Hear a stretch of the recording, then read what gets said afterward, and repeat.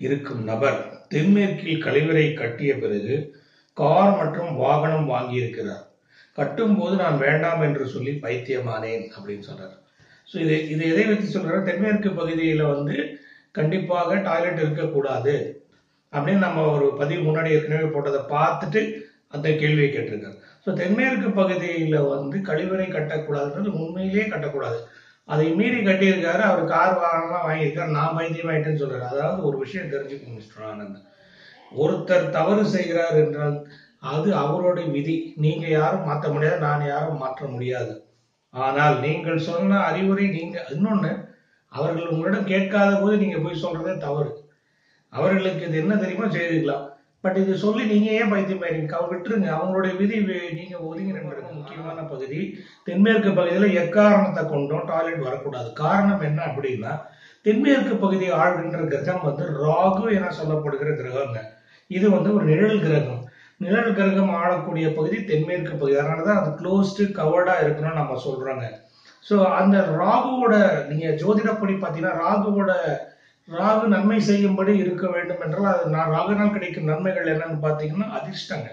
மிகப்பெரிய ராகு திசையில் அதிர்ஷ்டம் அடைத்தவர்களாக ராகு நல்ல நிலையில இருக்கிறவங்க ஜோதிட விதியப்படி, நான் இங்க வாஸ்து பற்றி பேசுறேன், நல்ல நிலைமைக்கு போனவங்களா இருக்காங்க. ஃபினான்சியலி வெரி சவுண்ட் பீப்புள், நல்ல ஆரோக்கியமான மக்கள், ஸ்டெபிலிட்டி, அவர்கள் வாழ்க்கையில பார்த்தீங்கன்னா மேடு பள்ளங்கள் குறைவான இருக்கிறோம். ராகுவின் ஆதிக்கத்திலும் ராகுனால் பெனிஃபிட்ஸ் ஆனவங்களுக்குலாம் கிடைக்குங்க.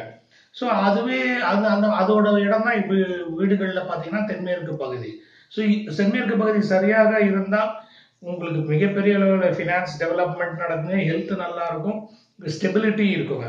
பட் அதுவே பாதிக்கப்பட்டு இருந்தால் என்ன ஆகும் அப்படின்னு பார்த்தீங்கன்னா ஃபினான்ஷியல் இஷ்யூஸ் வருங்க, ஹெல்த் இஷ்யூஸ் வருங்க. சில இடங்கள் ரெப்புடேஷன் வந்து ஸ்பாயில் ஆயிடும். இப்போ அதுக்கு மிகப்பெரிய உதாரணம் வந்து நீங்க போய் அவர்கிட்ட சொல்றீங்க, அவர் உங்ககிட்ட மிஸ்பிஹேவ் பண்றாரு, இல்லை நீங்க அவர் சொல்லி நீங்க பைத்தியமாகறீங்கன்ற அளவுக்கு ஃபீல் பண்றீங்க அப்படின்னும் போது, ஸோ இது ஆல்ரெடி ஸ்டார்டட் ஸ்பாயிலிங் இஸ் ரெப்புடேஷன்ங்கிறதா இதோட விஷயம்.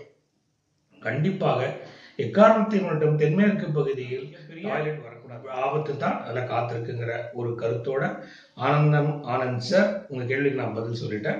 ஸோ இன்றைய வாஸ்து தகவல், தென்மேற்கு பகுதியில் எக்காரணத்தை கொண்டும் தலைவாசல் வைக்கக்கூடாது. உங்க தலைவாசல் வந்து மேற்கு பார்த்த வீடா இருந்தாலும் சரி, தெற்கு பார்த்த வீடா இருந்தாலும் சரி, உங்கள் வீட்டின் தலைவாசல் கண்டிப்பாக தென்மேற்கு பகுதியில் வரக்கூடாது.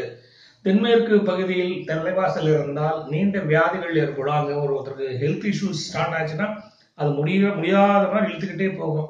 பகைவர்களால் அவர்களுக்கு அந்த வீட்டில் வசிப்பவர்களுக்கு பயங்கள் ஏற்படும். சில வீடுகள் அகால மரணங்கள் ஏற்படும். அதனால தென்மேற்கு பகுதியில் எக்காரணத்தை கொண்டிட்டோம் உங்களுடைய தலைவாசல், வீட்டின் தலைவாசல் கண்டிப்பாக வரக்கூடாது. அடுத்ததாக தென்கிழக்கு பகுதியை பற்றி பார்ப்போங்க. தென்கிழக்கு பகுதிக்குரிய இறைவன் வந்து அக்னி பகவான். ஸோ இவர் வந்து ரொம்ப, அக்னினா யாருக்கு? அக்னினா சுத்தம், பியூர். அக்னிங்கிறது வந்து நீங்க மிகப்பெரிய ஒரு சக்தி. இந்த அக்னியில நீங்க எந்த பொருளை போட்டாலும் அந்த பொருள் வந்து பியூரிஃபை ஆயிடும். ஸோ அதனாலதான் நான் யாகங்கள் வளர்க்கிற போது இறைவனுக்கு அர்ப்பணிக்கிற உணவுகள் எல்லாம் அந்த அக்னியில போடப்படுகிறது. ஸோ அக்னி வந்து ரொம்ப பியூர். அதே அக்னியை வந்து கோவப்பட்டா எல்லாத்தையும் எரித்து விடும், டெஸ்ட்ராய் பண்ணிடும். ஸோ அக்னியோட தட் இஸ் வெரி பவர்ஃபுல்லான ஒரு இறைவன் அக்னி. ஸோ அவர் வந்து பாத்தீங்கன்னா அவருக்கு கொடுக்கப்பட்ட பகுதி எந்த ஒரு மனையிலையும் வீட்டிலையும் வந்து சவுத் ஈஸ்ட் என சொல்லப்படுகிற தென்கிழக்கு பகுதி. ஸோ அந்த இடம் தான் அக்னி பகவானுக்கு கொடுக்கப்பட்டுள்ள இடம். அவருக்கு பார்த்தீங்கன்னா 2 தலை, 3 கால்கள், சில உடல் அமைப்புகளுக்கு சொல்லி உருவாக்கப்பட்டிருக்கிறது. அது வந்து பார்த்தீங்கன்னா இந்த முக்கியமான விஷயம் என்னன்னா ஒரு கரெக்ஷன்ஸ் இருக்கு. ஸோ அதனால தான் அந்த பகுதி பாதிக்கப்பட்டிருந்தா வயிற்று சம்பந்தமான நோய்கள் எல்லாம் வரும். அதனால தென்கிழக்கு பகுதியே ரொம்ப கரெக்டா இருக்கணும். அதனால தான் வயிறெறிஞ்சி சொல்றேன்னு நம்ம வழக்கு கூட பேர்ல இருக்கு. காரணம்னா அக்னி. ஸோ வயிறுங்கிறதும் ஒரு அக்னி பாகம் தான் நமக்கு. ஸோ அக்னி பாகத்தை ரொம்ப கேர்ஃபுல்லா ஹேண்டில் பண்ணணும். அந்த கரெக்டான பொசிஷன்ஸ்ல அக்னி பாகம் இருந்தால் வீட்டில் வந்து மிகப்பெரிய நன்மைகள் நடக்குங்க. ஸோ அங்க அக்னி பாகத்துல என்ன வரக்கூடாது? பெட்ரூம் கண்டிப்பாக வரக்கூடாதுங்க, பூஜா ரூம் வரக்கூடாதுங்க, கிணறு வரக்கூடாதுங்க, செப்டிக் டேங்க் வரக்கூடாதுங்க. நீர் சம்பந்தப்பட்ட எந்த சமாச்சாரமும் அக்னி பகுதியில் வரக்கூடாது. ஏன்னா அக்னி தீக்கும் நீருக்கும் சம்பந்தமே இல்லை. ஸோ வீட்டின் மனையில் தென்கிழக்கு பகுதியில் செப்டிக் டேங்க், வாட்டர் டேங்க், கிணறுகள், போர்வெல், பூஜை அறை, படுக்கை அறை இதெல்லாம் கண்டிப்பாக வரக்கூடாதுங்க. சான்ஸ்கிரிட்ல சொல்றாங்க குண்டலிகன் அப்படின்னு ஒரு பேருங்க. அப்படின்னா என்னன்னா கெனாட் வாக் ஸ்ட்ரைட், அவரால் நேராக நடக்க முடியாதவன், அதுதான் அது கூட அர்த்தம். நீங்க அக்னி தீஜ்வாலை கூட பாத்தீங்கன்னா ஒரு வேரியேஷன்ஸ் இருக்கும். ஸ்ட்ரெயிட்டா இப்படிதான் மேல் நோக்கி தான் நடக்கும், ஆனா அதுல ஒரு பெரிய வேரியேஷன்ஸ் இருக்கும். ஸோ அதனாலதான் அவருக்கு குண்டலிகன் என்று ஒரு பெயர் இருக்கு. அதனால அந்த பகுதியை பொறுத்தவரை நீங்க ரொம்ப பர்ஃபெக்டா கட்டுகிற பொழுது பாதிப்பு இல்லாத நீங்கள் இருந்ததுன்னா கண்டிப்பா பாதிப்பு ஏற்படாதுங்க. ஸோ அடுத்ததாக இன்னைக்கு பார்க்கறது south west window. South west, so தெற்கு பார்த்த முனைக்கோ மேற்கு பார்த்த முனைக்கோ உங்கள் வீட்டில் இதே தென்மேற்கு பகுதிகளில் நீங்க வந்து ஒரு ஜன்னல் அமைக்கிறதா இந்த படத்தில் காட்டியபடி இந்த இடத்தில் எக்காரணத்தை கொண்டும் ஜன்னல் அமைக்க கூடாது. தென்மேற்கு பகுதியில் இந்த இடத்துல நீங்க ஜன்னல் அமைச்சீங்கன்னா அந்த மிகப்பெரிய பாதிப்பை ஏற்படுத்தும். செல்வ செழிப்பே வராது, பணமே அந்த வீட்டுல தங்காது.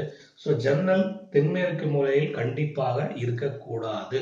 ஸோ அடுத்ததாக இன்றைய முக்கியமான தகவல் என்ன அப்படின்னா, காலையும் மாலையும் வீடுகளில் கண்டிப்பாக விளக்கேற்றணும்.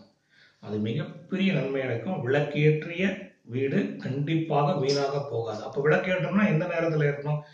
பிரம்ம முகூர்த்தம் என்று சொல்லப்படுகிற காலை 4 மணி முதல் 6 மணிக்குள் நீங்க விளக்கேற்றினீங்கன்னா உங்களுக்கு மிகப்பெரிய நன்மை. டைரக்டா பிரம்மன் உங்கள் கோரிக்கைகளையும் உங்களுடைய எல்லா விஷயங்களும் உங்களுக்கு ஏற்படும். ரெண்டாவது, காலையில் பிரம்ம முகூர்த்தத்தில் எழுந்து அந்த வீட்டில் நம்ம வேலை செய்ய ஆரம்பிச்சாலே ஏர்லியரா இந்த லைஃப் டே ஸ்டார்ட் ஆயிடுங்க. ஒரு 4 மணிக்கு எழுந்திரிச்சு நீங்க குளிச்சுட்டு பூஜை பண்ணிட்டு உங்க வேலையை ஆரம்பித்தால் அரை நாட்கள் 9 மணிக்கு மேல 12 1 மணிக்குள்ள நீங்க என்ன வேலை செய்வீங்களோ அந்த வேலைகளை நீங்கள் காலையில் 7 மணிக்குள்ள முடிச்சிடணும். So your day is under your control அப்படிங்கிறது தான் பிரம்ம முகூர்த்தத்தோட முக்கியமான ஒரு விஷயம். இன்னைக்கு ஆங்கிலத்தில் வெற்றி பெற்றவர்கள் எல்லாம் காலையில் எந்திரிக்கிறவங்க தான் வெற்றி பெறுறாங்க. காலையில் ஏர்லி மார்னிங் ரைசர்ஸ் தான் வின்னர்ஸ்ன்னு சொல்றாங்க. ஆனால் கண்டிப்பாக பிரம்ம முகூர்த்தத்தில் எழுந்து இறைவனை துதித்துட்டு நீங்க விளக்கேற்றீங்கன்னா உங்களுக்கு வெற்றி நடக்கும். அதே மாதிரி சாயந்தரத்துல பாத்தீங்கன்னா சாயந்தரம் 6 மணியிலிருந்து 7 மணி வரை கண்டிப்பாக விளக்கேற்ற இறைவனை வழிபாடு செய்தால் நீங்கள் கேட்டது அனைத்தும் கிடைக்கும் அப்படிங்கிற தகவலோட இன்றைய தகவல் பகுதி முடிகிறது. ஸோ இன்றைய ஆனந்த் சார் கேட்ட கேள்விக்கு நான் பதில் சொல்லிட்டேன். இன்னும் நிறைய கேள்விகள் வந்து கொண்டிருக்கிறேன். ஒவ்வொருவருக்கும் கண்டிப்பாக விடையளிக்கிறேன். வாய்ப்பளித்த அனைத்து உள்ளங்களுக்கு